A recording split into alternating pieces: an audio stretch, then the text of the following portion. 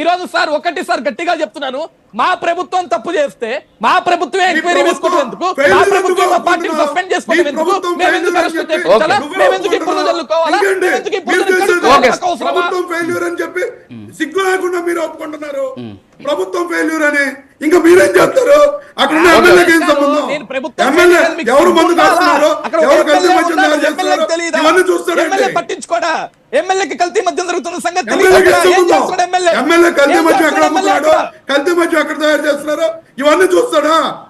ఏం చేస్తాడు మరి? మీ ప్రభుత్వం ఈ రోజుకి అద్దెపల్లి జనార్దన్ రావు యొక్క ఫోన్ బయట పెట్టలేదు, బయట పెట్టలేదు, ఏ అధికారులతో మాట్లాడారో బయట పెట్టలేదు.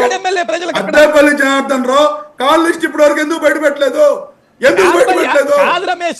బయటపడి ఈ రోజు అద్దెపల్లి జనార్దన్ రావు కాల్ లిస్ట్ ఎందుకు బయట? అది కాదు రాజు గారు. ఇప్పుడు అజయ్ గారు, ఇప్పుడు ఒక నిమిషం సార్, ఒక నిమిషం అడుగుతా, ఒక నిమిషం. అజయ్ కుమార్ సజ్జా గారు, ఇప్పుడు అజయ్ కుమార్ సజ్జా గారు, నాది ఒక క్వశ్చన్.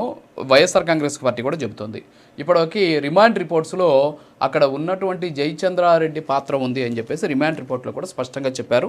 ఒక రిమాండ్ రిపోర్టు కట్టా రాజు అనుకుంటాను అతనికి సంబంధించినటువంటి రిమాండ్ రిపోర్ట్లో స్పష్టంగా చెప్పారు డబ్బులకు సంబంధించిన లావాదేవీలు ఆయన చుట్టూ కూడా జరిగాయి, జయచంద్రారెడ్డి చుట్టూ తిరిగాయి అనేసి. జయచంద్రారెడ్డిని సస్పెండ్ చేశారు, బాగానే ఉంది. మరి జయచంద్రారెడ్డిని ఎందుకు అరెస్టు చేయలేదు అనేది ఇప్పుడు వాళ్ళ వైపు నుంచి వినపడుతున్నటువంటి ప్రశ్న. ఆయన ఇంకా కూడా బెంగళూరులోనే ఉన్నాడు, అయినా సరే ఆయన వైపుకి వెళ్ళట్లేదు. మీకు నిజంగా సత్యలత ఉంటే ఆయన అరెస్ట్ చేయండి, అరెస్ట్ చేస్తే దమ్ము లేదు, నిబద్ధత ఉందా సార్? ఇప్పుడు రమేష్ గారు వినండి, నేను సమాధానం చెప్తాను. అద్దెపల్లి జనార్దన్ ఏం చెప్పారు? జోగి రమేష్ గారికి దీంట్లో సంబంధం ఉంది అనగానే రాత్రికి రాత్రి మా పోలీసు వాళ్ళందరూ వెళ్ళి జోగి రమేష్ గారిని అరెస్ట్ చేసి తీసుకొచ్చారు. తీసుకురాలేదు కదా సార్.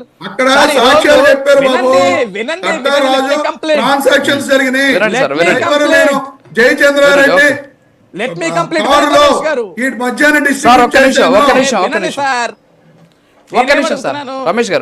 అద్దేపల్లి జనార్దన్ రావు గారు జోగి రమేష్ గారి పేరు చెప్పగానే జోగి రమేష్ గారు కానీ ఇంకొకరు కానీ వచ్చి స్పందించారు. కానీ ఈ రోజు ఆంధ్రప్రదేశ్ పోలీస్ శాఖ జనార్దన్ రావు ఒక వీడియో విడుదల చేశాడు, మా సమక్షంలోనే ఉన్నాడు, వెంటనే జోగి రమేష్ ఈడ్చుకురండ్రా అని ఎవడం చెప్పాడా? చెప్పలేదు కదా సార్. ఎంక్వైరీ చేస్తారు. అదే విధంగా ఏదైతే తంబల్పల్లి ఇన్ఛార్జ్ జనార్దన్ రెడ్డి గారు ఎవరైతే ఉన్నారో ఆయన మీద కూడా వచ్చిన ఆరోపణల మీద వెంటనే పార్టీ ఫస్ట్ తీసుకున్న రియాక్షన్ ఏంటి? అతను మన మీద నిందలు వచ్చినప్పుడు అది తప్పైనా ఒప్పైనా ఫస్ట్ సస్పెండ్ చేయాలా, తర్వాత ఎంక్వైరీ చేయాలా? మీరు అన్నట్లు లావాదేవీలు జరిగిన ఎంక్వైరీలు బయట ఇప్పుడు ఇది రాష్ట్రం అంతా తెలిసిన తర్వాత ప్రజలందరిలో డిస్కషన్ నడుస్తున్న తర్వాత జనార్దన్ రెడ్డిని కాపాడుకుంటే మాకు వచ్చేదేంటి? మీ పార్టీ నాయకుడి పేరు జయచంద్రారెడ్డి కాపాడుకుంటే మాకేమవుతుంది? సరే సార్, ఇప్పుడు ఓకే ఇప్పుడు అజయ్ గారు సరే అజయ్ గారు వెరీ గుడ్. మీరు ఇప్పుడు డ్రామాటిక్ గా మాట్లాడారు, బానే ఉంది. ఏంటంటే రిమాండ్ రిపోర్ట్ లో ఉన్నటువంటి అంశాలు, రమేష్ గారు వినండి ప్లీజ్.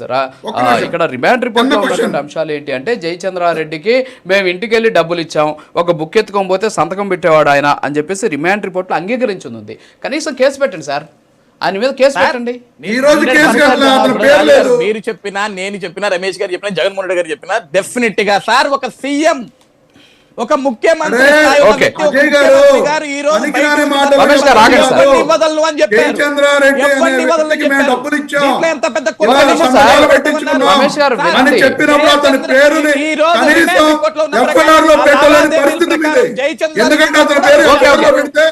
అతను ఇచ్చిన 100 కోట్ల రూపాయలు. రమేష్ గారు, మీరు అడిగిన ప్రశ్నకి సమాధానం కావాలా వద్దా? మీరు అడిగారు ప్రశ్న, నేను మళ్ళీ రిపీట్ చేసి ప్రశ్న అడిగిస్తున్నా, దాంతోపాటు రిమాండ్ రిపోర్ట్ కూడా చూపించి అడుగుతున్నా. మీరు ఆయన ఆన్సర్ చెప్పనండి, దానికి కూడా అడ్డం పెడితే ఇంకేం చేద్దాం చెప్పండి. ఒక్క 1 minute లో క్లోజ్ చేయండి అజయ్ గారు. నేనేమన్నాను? ఇప్పుడు మీరన్న రిమాండ్ రిపోర్ట్ ప్రకారం వాస్తవానికి అందులో జయచంద్రారెడ్డి గారి పేరు మెన్షన్ చేసి ఉంది. 100 కోట్లు, ఇప్పుడు ఆయన అన్నట్లు కోట్ల రూపాయల లావాదేవీలు ఇంటికి డబ్బులు ఇచ్చామని మాట్లాడారు. ఇవన్నీ రిపోర్ట్లు మెన్షన్ చేసినాయి. డెఫినెట్ గా సార్ మేమేమి ఇప్పుడు ఈ రోజు ఈ రిమాండ్ రిపోర్ట్ మీరు ఒక్కళ్ళే చదవలేదు, నేను ఒక్కనే చదివి రాష్ట్రం అంతా చదివింది కదా సార్. ఎందుకు వదిలేస్తాం మేము జయచంద్రారెడ్డి గారిని? తప్పకుండా అతన్ని కూడా అరెస్ట్ చేస్తాం, అతని మీద కూడా కేసు కడతాం. ఈ రోజు వాస్తవాలన్నీ కూడా వెలుగులోకి తీసుకొచ్చి ప్రజలకు చూపించాల్సిన బాధ్యత మా మీద కూడా ఉంది కదా. We are doing that. అంతేగాని రాత్రికి రాత్రి అద్దెపల్లి జనార్దన్ రావు వెళ్ళి జోగి రమేష్ పేరు చెప్పారు, అతన్ని అరెస్ట్ చేయలేదు కదా. So the process is going on. Definite గా ఇందులో ఎవరెవరైతే ఉన్నారో అందరిని అరెస్ట్ చేస్తాం సార్. ఇందులో ఎటువంటి లేవు, అందరినీ మూసేయటం తప్పదు. ఓకే యా ఓకే ఇప్పుడు మాట్లాడండి రమేష్ గారు, మీకు ఇంకా మళ్ళీ టైం లేదు, ఒక 1 or 2 ఇప్పుడు minutes చంద్రబాబు నాయుడు గారు నేను విజనరీ, నేను ఏఐ టెక్నాలజీ వాడతాను, ఆ సాఫ్ట్వేర్ తీసుకొచ్చింది నేనే, సరే, అవన్నీ పక్కన మొబైల్ కనిపెట్టింది నేను, ఈ మాటలన్నీ చెబుతారు కదా.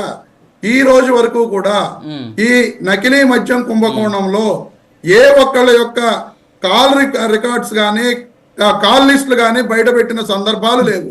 ఏ ఒక్కళ్ళే కూడా బయట పెట్టలా. అంతేకాకుండా వేరే ఎదురు పార్టీల వాళ్ళు అయితే మిథున్ రెడ్డి గారి విషయంలో అక్కడ గూగుల్ టేక్అవుట్ లో ఆయన ఉన్నాడు, లేకపోతే గూగుల్ టేక్అవుట్ లో ఆయన ఆ సందర్భంలో టవర్ లొకేషన్ లో ఉన్నట్టు వచ్చింది. ఇలాంటివన్నీ కూడా బయట పెట్టి ఈనాడు పేపర్లోను ఆంధ్రజ్యోతి పేపర్లోను రకరకాలుగా వార్తా కథనాలు రాయించిన ఈ కూటమి ప్రభుత్వం ఈ రోజు ఈ నకిలీ మద్యం స్కామ్ విషయంలో ఏ ఒక్కళ్ళ కాల్ రికార్డ్స్ కానీ కాల్ లిస్టులు కానీ వాళ్ళ యొక్క గూగుల్ టేక్అవుట్ రిపోర్ట్స్ కానీ ఎవరూ బయట పెట్టలా. ఎందుకని బయట పెడితే ఈ చంద్రబాబు నాయుడు లోకేష్ యొక్క బండారం మొత్తం బయటపడుతుంది కాబట్టి వీళ్ళు అటువంటి ప్రయత్నాలు ఏమి కూడా చేయకుండా వాళ్ళ యొక్క వ్యవహారాలు ఏమి బయట పెట్టకుండా ముందుకు సాగుతున్నారు. నిజంగా వీళ్ళకి ఈ నకిలీ మద్యం కుంభకోణాన్ని పక్కదారి పట్టించే ఉద్దేశం లేకపోతే ఎఫ్ఐఆర్ లో క్లియర్ గా జయచంద్రారెడ్డి డ్రైవర్ గాని ఆ కట్టారాజు అనే వ్యక్తి గాని క్లియర్ గా చెప్పడం జరిగింది. జయచంద్రారెడ్డి మేము ఇలా కలిసేవాళ్ళం, ఇలా ఇచ్చేవాళ్ళం, అతని కారులోనే మేము డిస్ట్రిబ్యూట్ చేసేవాళ్ళం. కనీసం ఎఫ్ఐఆర్ లో పేరు కూడా పెట్టలే ఈ రోజు వరకు. నిజంగా ఇప్పుడు అద్దెపల్లి జనార్దన్ రావు, జోగి రమేష్ గారు పేరు చెప్పారండి.